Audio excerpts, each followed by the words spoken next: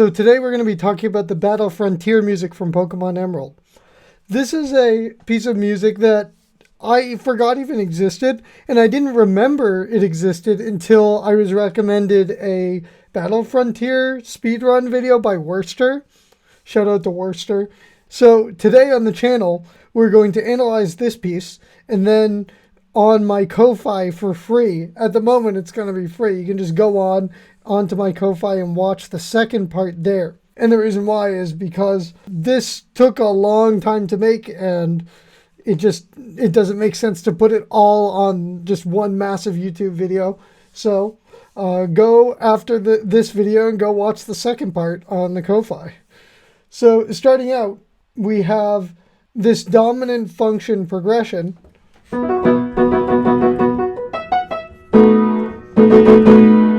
Right, starting out immediately with this red dominant function progression, which of course is then going to resolve to this green section, right? And what is this green section? I'll play it.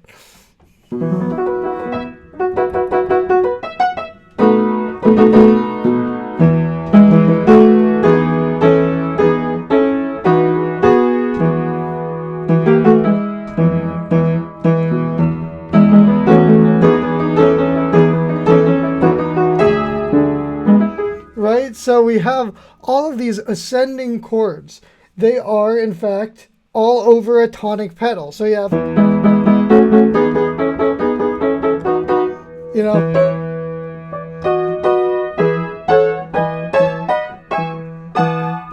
right, and you could just keep going up, and that's what he's doing here. And so it's a tonic pedal, and over this tonic pedal, we have successive sixths, right? So what are sixes? So back in like the Baroque era of music, when someone wrote a bunch of like first inversion chords in a row, they'd write 6, 6, 6, 6, 6, 6 underneath it to tell the performer that they should play all of them with the third in the bass. So that means that from the bass to the top note is going to be a sixth. Like this distance right here is 6. 1, 2, 3, 4, 5, 6. So they called that a 6 or a 6-3. Because you have a third above the bass and a sixth above the bass. That's a holdover from continuo music, that like Baroque style music. So that shows you that this device is a really old device. He's pulling upon a Baroque era device.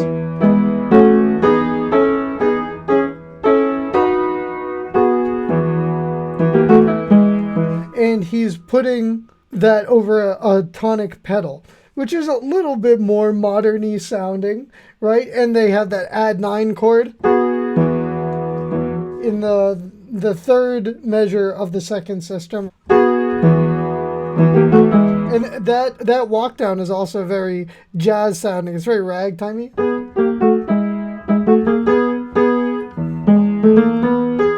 Yeah, it sounds very ragtimey. And it sounds very show-tuney, right? This has a sort of a show tune sound to it as well. And in this case, we're dealing with the diatonic major successive sixths. So if I played all of them in a row, it would sound like that. But Ichinose doesn't go up that much. He just goes up to... He goes up to this chord, which is actually the 5 chord in E major. And then he resolves back to E major like that.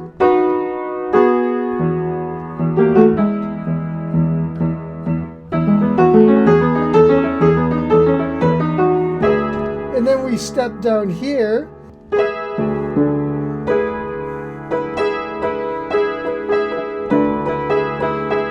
Right? And so we have that E major chord.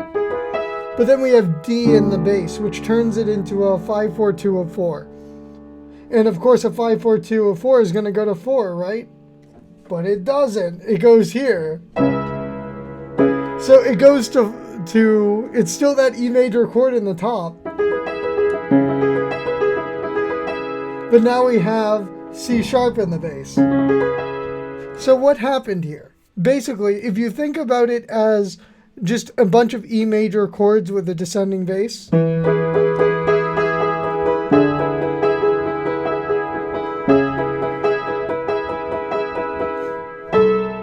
And then it moves on from there. But the thing about it is that we have this moving bass line that's moving downward, and it all works with that E major chord.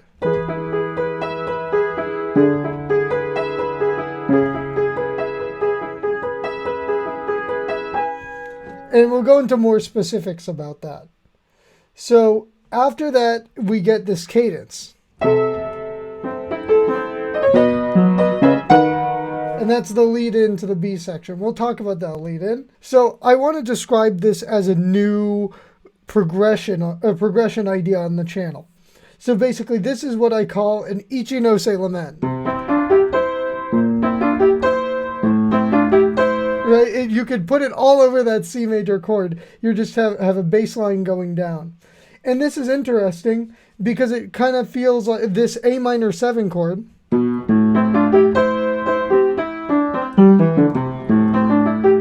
We have a major chord at the top, but then we have a note below, which actually turns it into a minor chord. It turns into a minor 7 chord. As you can see, it says A minor 7.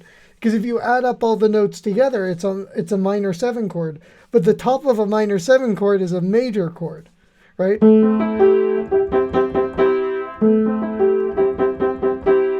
Right? The top 3 notes of a minor 7 chord are a major chord. And I think Ichinose understands that and is abusing that in this case.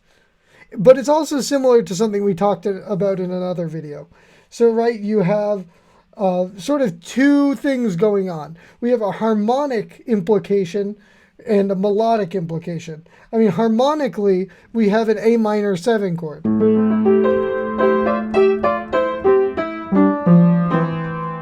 But melodically, we kind of have, and that's supported by the A minor 7 as we talked about before. But the melodic idea is this C major being repeated over and over again.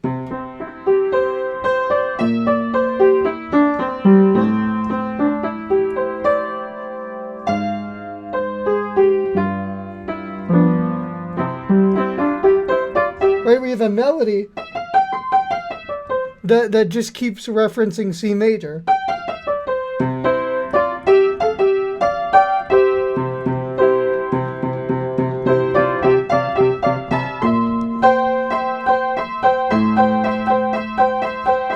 Right, it just keeps referencing C major. So melodically it feels like C major, but harmonically it's implying A minor. So that creates a double tonic complex, which is the thing we talked about in the Keep Your Faith, Throw Your Mask Away video.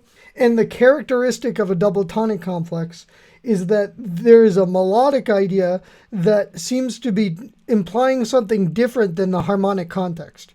In other words, the harmonic context is being subservient to the melodic idea. And the melodic idea seems to be implying a major key, while the harmonic context is implying a minor key. And that's a pretty standard usage of the double tonic complex. And it's a good way to access it. This Ichinose progression is a wonderful way to access that sound.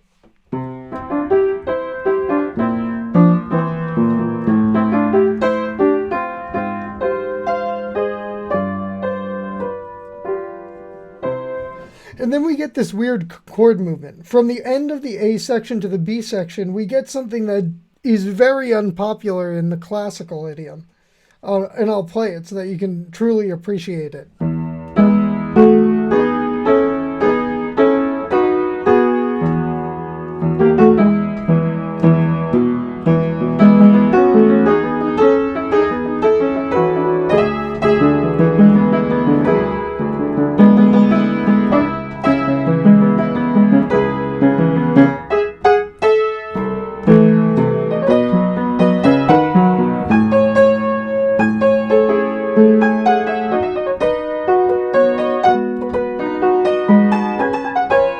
Right, that transition from a 5 chord to a 4 chord is called a regression. I'll play that again.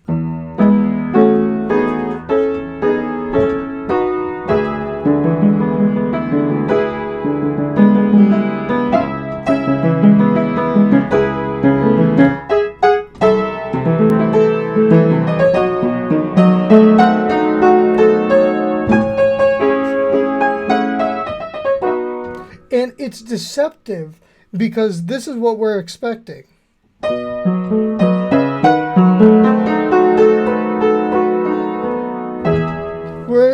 We're expecting a tonic function chord, but we get a predominant function chord, which feels very deceptive, almost like a deceptive cadence, but we're going to a 4 chord, which is not where a deceptive cadence usually goes to. And as a result, a classicist would say bad, bad, bad, bad, but Ichinose is not a classicist, and I don't think he cares, because it's going to move us to the next progression in the piece, which starts the B section, this wonderful modified Royal Road progression.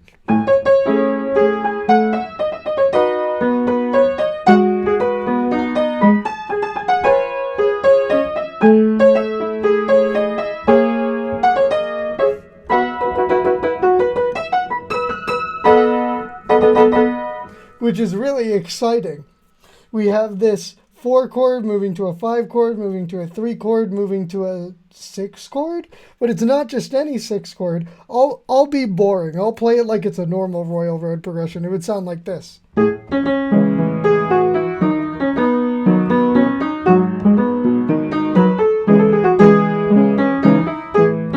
Isn't that terrible? This is what he does instead.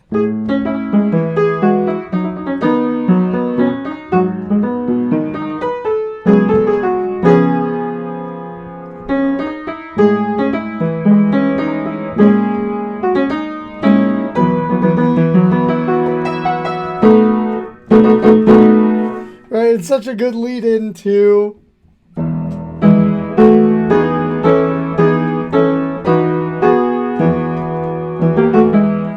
wonderful, wonderful. And then after that, we get the cadence. That's the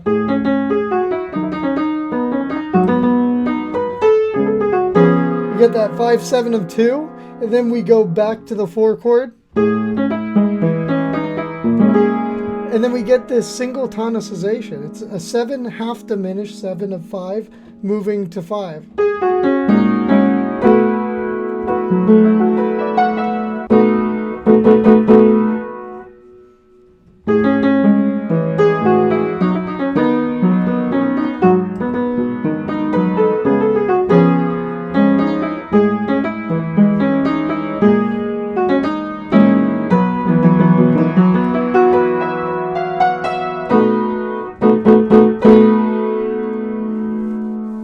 Which is a pretty strong cadence. And the half diminished chord makes it a little bit brighter than if you used a fully diminished chord. And the reason why I just drew an arrow to it is because I don't have this tonicization on any of my charts, and it's kind of a rare one, so it doesn't really matter. It's just like a normal 7 of 5, but instead of being a fully diminished chord, it's a half diminished chord, which makes it a little bit more ambiguous. So there's a discussion to be had about the half diminished chord, but I'm not ready to have that discussion. Give me like 10 years and I'll come back and tell you about half diminished chords. From what I can tell you at this point, they are closer to predominant chords than a fully diminished chord. That's about as much as I can say with them confidently, because an understanding of half diminished chords requires such intricate knowledge of music that may take me a little bit of time to catch up to. Ask some 90-year-old French music practitioner and I'll tell you all about it, about how wonderful the half diminished chord is. And that is pretty much it for this one. I'm going to shout out Werster again. This footage comes from his channel. If we can see, I don't know if OBS will like me doing this, but it's his video. You can see his chat over there. I'm surprised that OBS didn't crash when I tried to do that.